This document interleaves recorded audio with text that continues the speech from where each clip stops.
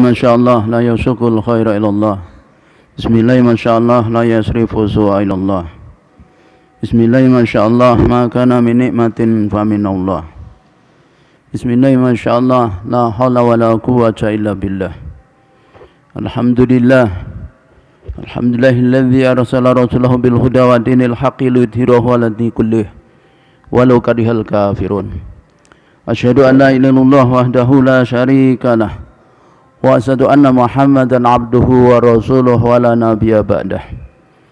Allahumma salli wa sallim ala sayyidina Muhammadin al-Fatihi lima ughliq wal khatimi lima sabaq nasiril haqqi bil haqq wal hadi ila siratikal mustaqim wa ala alihi haqqa qadrihi wa miqdaril azim amma ba'd. Fa ya ayyuhal muslimun ittaqullaha haqqa tuqatih wa la tamutunna illa wa antum muslimun. Kama qala ta'ala fi kitabil karim. A'udzu billahi minasyaitonir rajim. Bismillahirrahmanirrahim. Ya ayyuhalladzina amanu taqullaha haqqa tuqatih wa la tamutunna illa wa antum muslimun. Wa qala ta'ala aidan. A'udzu billahi minasyaitonir rajim. Fadzawwadu fa inna khairaz zadi taqwa. Wa qala Rasulullah sallallahu ittaqillaha haitsu ma kunta. Ma'asrun himin, jamaah Jumat yang dirahmati oleh Allah. Yang pertama, marilah kita tak henti-hentinya senantiasa bersyukur atas limpahan nikmat Allah SWT, yang hingga detik ini Allah masih menetapkan iman dan Islam di hati kita. Dengan keimanan itulah kemudian Allah berikan kepada kita kekuatan untuk berusaha menjalankan perintah Allah, menjauhi larangannya. Di antaranya ketika kita memenuhi panggilan Allah di hari ini, di hari Jumat, sebagai kewajiban kita selaku hamba Allah di muka bumi untuk sholat Jumat secara berjamaah, dan kita melangkahkan kaki ini semata mengharap ridha Allah.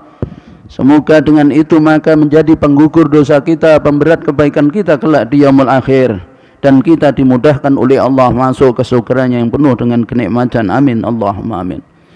Salawat dan salam tak lupa marilah kita haturkan dan sanjungkan kepada junjungan kita, kekasih kita, teladan kehidupan kita, manusia yang telah dijamin pasti benarnya dialah baginda Rasul Muhammad sallallahu alaihi wasallam. Salawat dan salam juga semoga terlimpah kepada keluarga beliau, kepada sahabat-sahabatnya, kepada tabi'in hingga sampai kepada kita, umatnya yang selalu berusaha untuk mengikuti tuntunannya hingga akhir zaman. Ma'asyiral muslimin, jamaah Jumat yang dirahmati oleh Allah. Dari mimbar yang mulia ini saya tak lupa berwasiat, marilah kita bersungguh-sungguh dan terus-menerus meningkatkan ketakwaan kita kepada Allah SWT dalam makna yang sebenar-benarnya, yaitu menjalankan perintah-perintahnya dan menjauhi larangan-larangannya dalam kondisi apapun dan dimanapun kita berada. Karena hanya dengan ketakwaan itulah maka kita memiliki yaitu kesempatan untuk ditolong oleh Allah menghadapi berbagai problem kehidupan kita. Sebagaimana yang Allah janjikan, wa may yattaqillah yaj'al lahu makhrajan wa yarzuqhu min haitsu la yahtasib. Siapa yang bertakwa kepada Allah, maka Allah akan berikan jalan keluar persoalan kehidupannya, dan bahkan Allah menjanjikan akan berikan rezeki dari arah yang tidak disangka-sangka. Juga Allah katakan, wa may yattaqillah yaj'al lahu min amrihi yusra. Dan siapa yang bertakwa kepada Allah, Allah akan mudahkan di dalam urusannya. Ma'asyiral muslimin rahimakumullah. Sehingga sampai-sampai Allah katakan, ya ayyuhalladzina amanu taqullaha haqqa tuqatih wa la tamutunna illa wa antum muslimun. Wahai orang-orang yang beriman, bertakwalah kalian kepada Allah dengan sebenar-benar takwa kepadanya, dan janganlah kalian mati kecuali dalam keadaan sebagai seorang muslim. Artinya Allah SWT ingin kita meninggal dalam keadaan berserah diri kepada Allah, sehingga meraih apa yang namanya kita selalu harapkan, yaitu husnul khatimah, akhir yang baik. Sehingga Allah pun memerintahkan kita, fattajawatu fa inna khairaz zadi taqwa.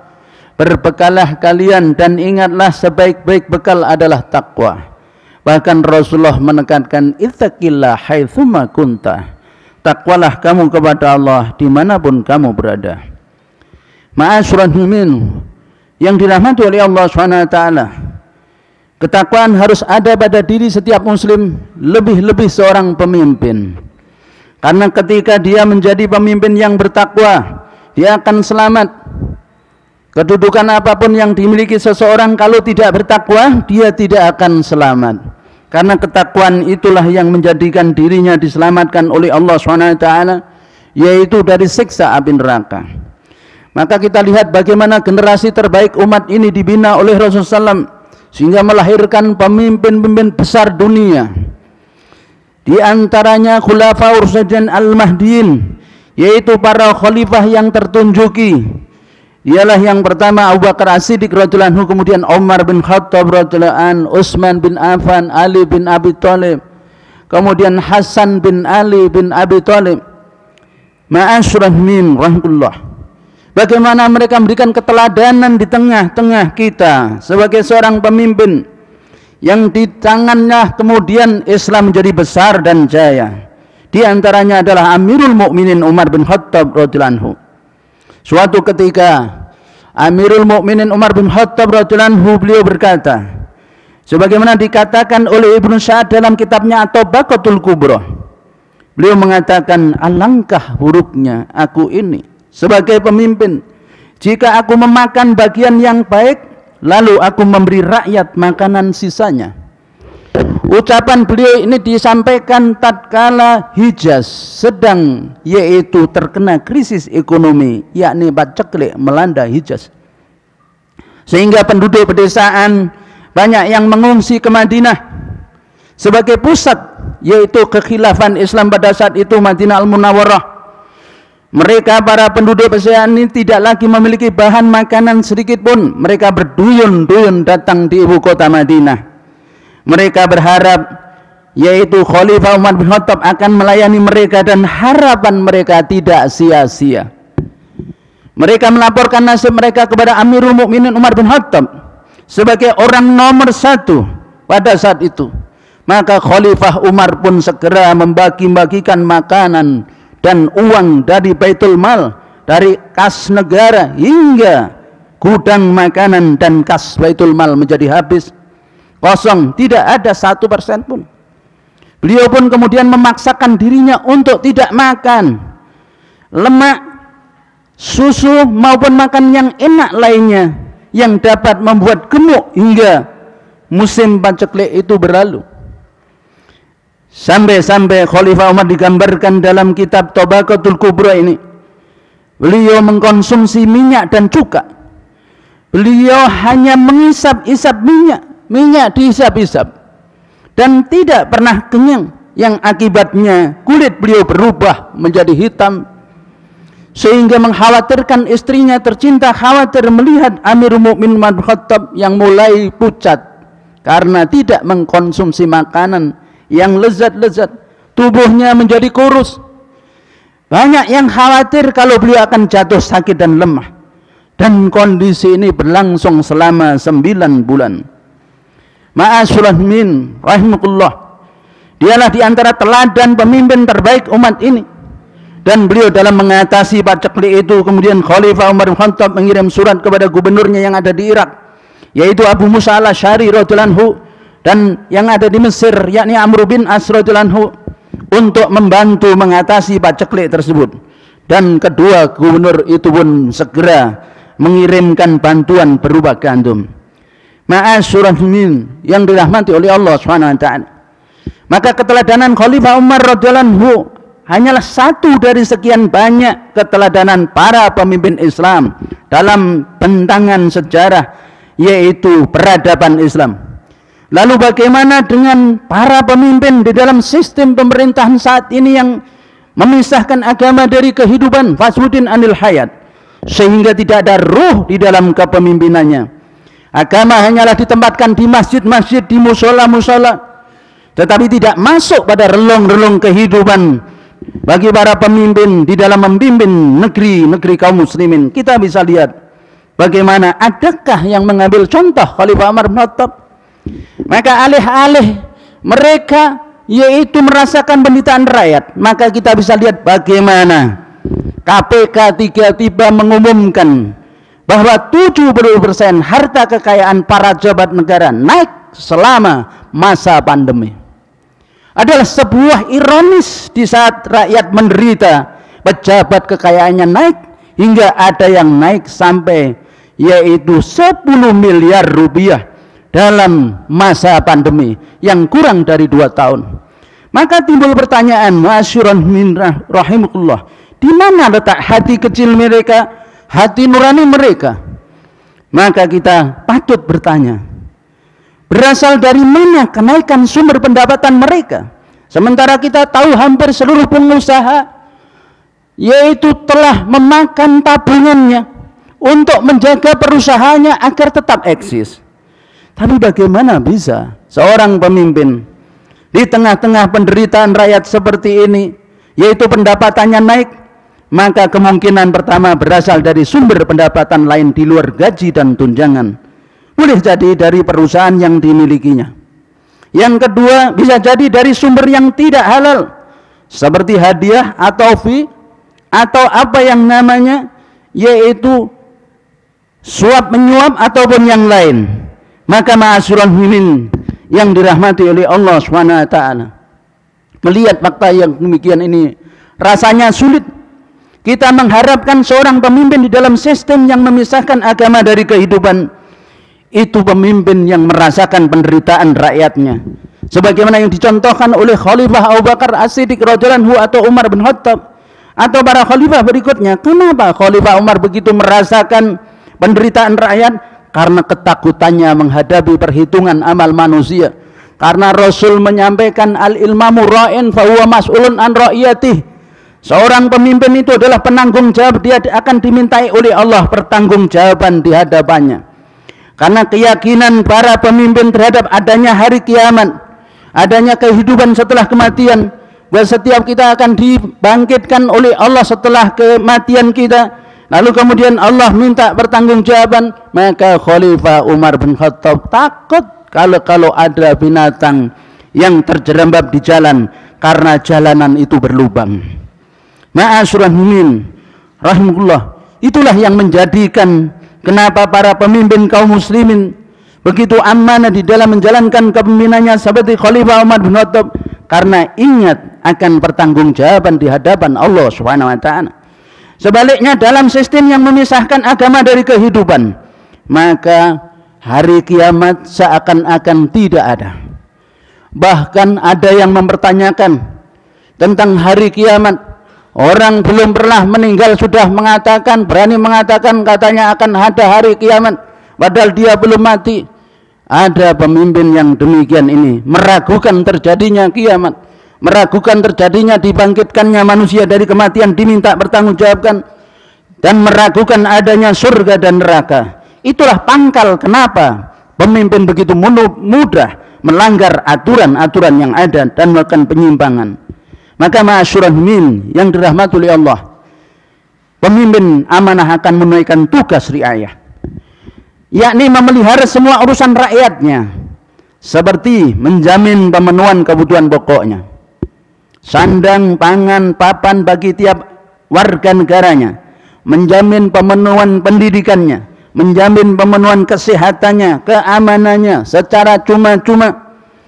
Dalam memelihara urusan rakyat, penguasa yang amanah, dia akan merasakan bahwa dia sebagai pelayan umat, dan oleh karena itu dia akan mendapatkan yaitu kemuliaan di sisi Allah Subhanahu wa taala. Sebab sayyidul qaumi qaddimuhum, pemimpin kaum itu adalah pelayan mereka. Maka kita lihat bagaimana Rasulullah SAW memberikan teladan kepada kita, kemudian dilanjutkan oleh para khalifah berikutnya. Dan sayangnya di dalam sistem seperti sekarang yang memisahkan agama dari kehidupan, justru banyak melahirkan para pemimpin yang banyak dicela oleh Rasulullah SAW dan juga dicela oleh rakyatnya. Oleh karena itu ma'asyiral muslimin rahimahullah, hanya di dalam Islamlah, hanya dengan Islamlah kita bisa melahirkan pemimpin yang seperti para sahabat Rasul, para pemimpin kaum muslimin yang mulia. Oleh karena itu pentingnya kita yaitu mengamalkan Islam dalam seluruh aspek kehidupan kita, sehingga Islam betul-betul yakni menaungi kehidupan ini. Itulah kenapa Allah Subhanahu wa taala berfirman Ya ayyuhalladzina amanu fis silmi kafah wa la tattabi'u khutuwati syaiton innahu lakum aduwwum mubin. Wahai orang yang beriman, masuklah Islam kalian secara kafah, secara totalitas, tanpa membedakan satu hukum dengan hukum lain. Maka kalau sampai kita tidak total, Allah katakan wala tatabi'u khutuwati syaiton, jangan kalian ikuti langkah-langkah syaitan. Innahu lakum aduwwum mubin, sesungguhnya syaitan adalah musuh yang nyata bagi kalian. Barakallahu li wa lakum fil Qur'anil azim wa nafa'ni wa iyyakum bima fi minal ayati wa dzikril hakim. Wa taqabbalahu minna wa minkum tilatahu innahu ghafurur rahim wa qur rabbi wa anta khairur rahimin.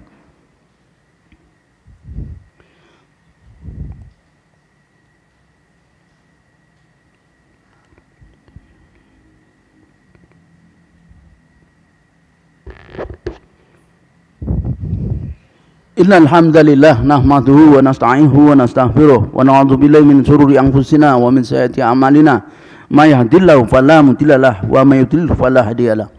Asyhadu an la ilaha illallah wahdahu la syarika lahu wa asyhadu anna Muhammadan abduhu wa rasuluh wa la nabiyya ba'dah.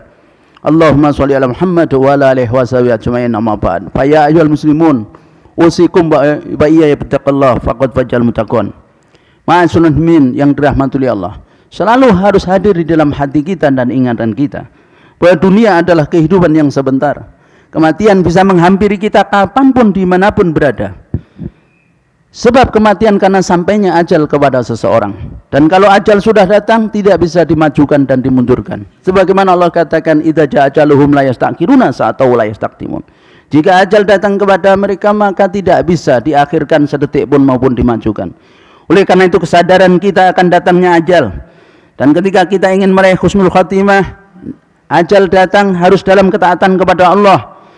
Itu menjadikan kita untuk berusaha menjaga ketakwaan kita dimanapun kita berada. Sehingga ketika ajal sampai kepada kita, kita dalam ketundukan dan kepatuhan kepada Allah SWT.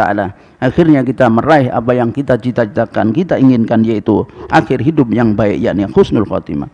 Semoga Allah SWT senantiasa menjaga kita di jalan yang diridhoinya dan mengistiqomahkan kita untuk selalu menapai jalan Rasul, jalan Islam hingga ajal menjemput kita. Innallaha malaikatahu shollu ala nabi ya ayyuhalladzina amanu shollu wa sallimu taslima. Allahumma sholli wa sallim ala sayyidina Muhammadin wa ala alihi washabihi ajmain. Bi rahmatika ya arhamar rahimin walhamdulillahi rabbil alamin. Allahumma ighfir lil mu'minin wal mu'minat wal muslimin wal muslimat al ahya'i minhum wal amwat innaka sami'un qaribun mujibud da'wah. Wa ya khadiyal hajah Allahumma arinal haqqa haqqa warjuna tiba wa arinal batila batila warjukna tinaba. Ya muqallibal qulub sabit qulubana ala dinik wa ta'atik rabbana la tu'zi qulubana ba'da idh hadaitana wa hab lana min ladunka rahmah innaka antal wahhab. Allahumma inna na'udzubika min an nusyrika bika syai'an na'lamu wa nastaghfiruka lima la na'lamu.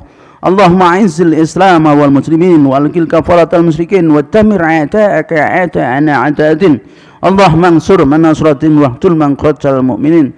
Allahumma ansur man nasratin wa qtul man qatal muslimin. Allahumma inna nas'aluka ridhaka wal jannah wa na'udzubika min syaqatika wan nar. Allahumma inna nas'aluka bi husnil khatimah wa na'udzubika min su'il khatimah. Allahumma inna nas'aluka bi husnil khatimah wa na'udzubika min su'il khatimah. Allahumma inna nas'aluka bi husnil khatimah wa na'udzubika min su'il khatimah. Allahumma rabbana taqabbal minna salatana wa qiyamana wa ruku'ana wa sujudana wa tadarru'ana wa ta'budana. Rabbana taqabbal minna innaka antas samiul alim wa tub alaina innaka antat tawwabur rahim. Rabbana hab lana min azwajina wa dhurriyyatina qurrata a'yun waj'alna muttaqina imama. Rabbana atina fid dunya hasanah wa fil akhirati hasanatan wa qina adzabannar wa qina adzabannar wa adkhilnal jannata ma'al abrari aziz ya ghafar ya rabbal alamin.